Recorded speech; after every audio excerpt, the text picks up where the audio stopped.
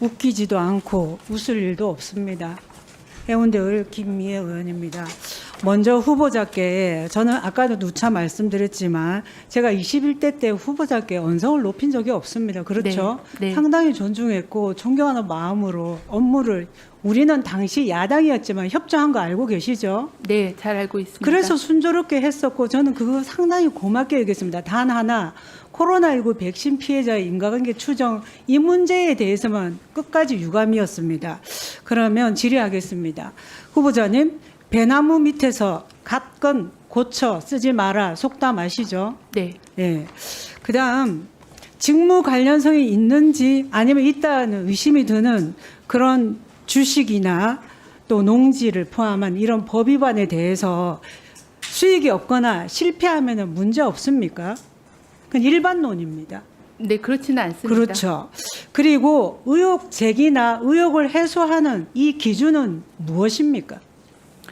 저는 최선을 다해서 설명을 드리는 거고요. 이제 판단은 뭐 다른 그 담당하는 데서 판단을 할 수 있을 거라고 생각합니다. 저는 법적인 것은 가장 마지막이고 네, 첫 번째가 국민의 눈높이라고 봅니다. 네, 그런데 제가 좀 유감스러운 게 이유 없이 의혹을 먼저 한 게 아닙니다. 네. 언론에 보도가 있었고 그 보도를 본 국민들이 분노를 하면 당연히 보건복지부 장관 후보자께는 저희들이 질의를 통해서 자료 제출을 요구하고 어쩌면 증언을 통해서 의혹을 해소해야 됩니다. 저는 그렇게 하고 싶었습니다. 그거 알고 계시죠? 네, 그래서 지난주 금요일 제가 통화할 때 웃으면서 말씀드렸잖아요. 네. 그렇습니다. 기존에 제가 봤던 모습이 있기 때문에 제출을 해서 의혹을 털고 갑시다. 그리고 정책 할 게 너무 많잖아요. 네, 전문가라고 하지만 보건 의료 쪽은 전문가일지 모르나 복지 분야는 생소하신 게 사실이잖아요. 그래서 공부해야 될 것도 많으니 그렇게 갑시다라고 내가 말씀드렸죠. 네.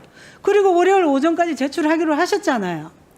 그런데 그거 안 주시고 오늘 오전에 청문회 시작 직전에 주시면서 저 그렇게 뛰어난 사람 아닙니다. 그걸 전부 다 해석할 능력도 없습니다. 그러면 그때부터 우리는 국민적 제기된 이 의혹이 해소되는지 아니면 또 여전히 남는지 검증할 책임이 있습니까? 없습니까? 당연히 청문회에서 그렇죠. 검증하셔야 그래서 됩니다. 제가 하나하나 그럼 여쭤보겠습니다. 저는 지금도 다 모르겠어요. 지금 뭐 다수 의원이 말씀하셨는데 당시에 6월 20일자의 이 언론 보도는 배우자 코로나 주식에 장관 후보수 밀려라고 되어 있어서 구체적인 내용은 잘 몰라요.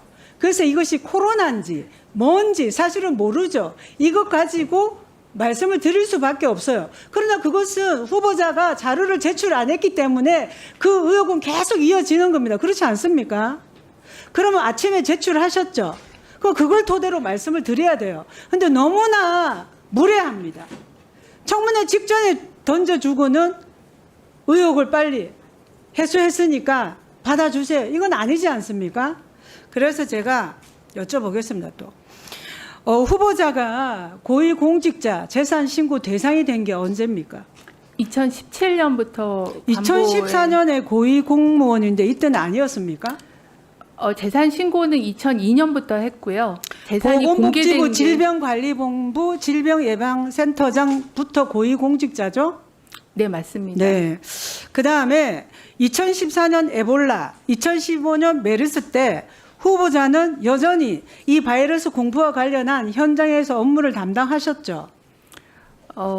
네, 메르스 때는 업무 지원을 했었습니다. 현장 점검 반장하셨잖아요. 그래서 제가 하도 아니라고 할래 국민 눈높이에서 봅니다.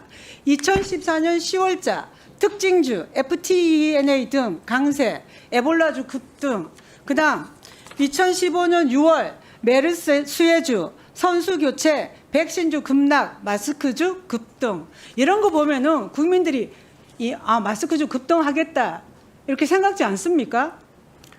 저는 그래서 이런 걸 보고 자료를 미리 주셨으면 이것도 저희들이 의혹을 해소할 기회를 드리고 저희도 자료를 받아서 해소하면 됩니다. 그렇지 않았기 때문에 꼬리를 무는 겁니다. 그다음에 아까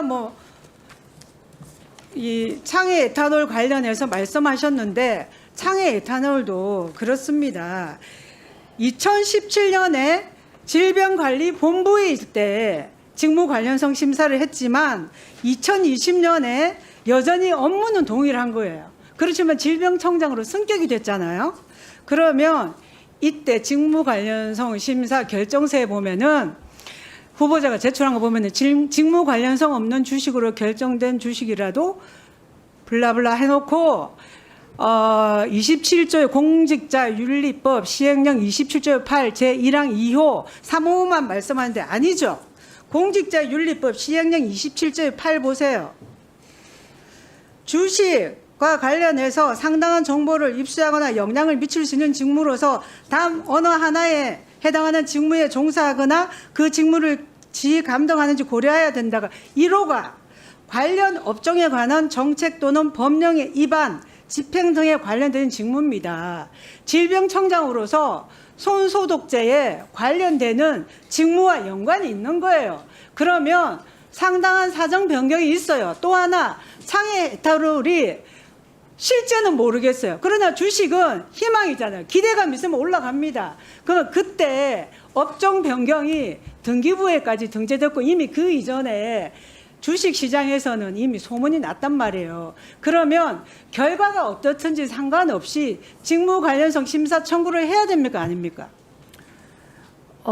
그 주신 그 조문에 대해서는 좀 더 해석이 필요할 것 같습니다. 그래서 이거에 대한 담당을 하고 있는 인사혁신처에 좀 자문을 받아봐야 될 것 같고요. 그런데 평소에 당시에는- 제가 후보자의 성정을 보면 네네. 알았으면 하지 않았을까 하는 생각도 듭니다. 그래서 이때 미진한 것 같아요. 네. 그렇지 않습니까? 그러니까 당연히 창의 에탄올 정도는 배우자가 보유했던 거 알고 계셨잖아요. 창의 에탄올 주식을 보유하고 있는 거는 매년 재산 신고를 하기 때문에 당연히 알고 있었습니다. 근데 다만 몰랐던 거는 창의 에탄올이 사업 변경을 했다는 사실을 당시에는 몰랐다라는 거를 말씀드리고 그거에 대해서는 이제 변경된 거를 몰랐기 때문에 직무 관련성 심사를 청구하지 않았다. 하지만 고의성이 있지 않았다라는 설명을 드리고 송구하다는 말씀 반복해서 드렸습니다. 그래서